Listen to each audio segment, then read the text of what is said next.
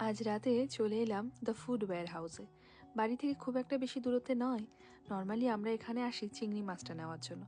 আরও কিছু কিছু মাছ আছে, মানে বিদেশে বিশেষ করে সামুদ্রিক মাছ কিছু, যেগুলোতে কাঁটা থাকে না। তোনাই আবার খেতে খুব ভালোবাসে সেই মাছগুলো। সেই মাছগুলি নিতেই আসি এখানে। স্টোরটা দেখুন, এতটা বড়। পুরো স্টোরের এই পার থেকে ওপার সব কিছু রয়েছে কিন্তু ফ্রোজেন ফুড। আর এই যে রেডিমেড ফুডগুলো যেরকম থাকে, শুধু মাইক্রোওভেনের মধ্যে দিয়ে দিলেই হয়ে যায়, নতুবা ওটিজির মধ্যে দিয়ে দিলেই কিন্তু হয়ে যায়। এই ফুডগুলো এখানকার মানুষরা খুব খান।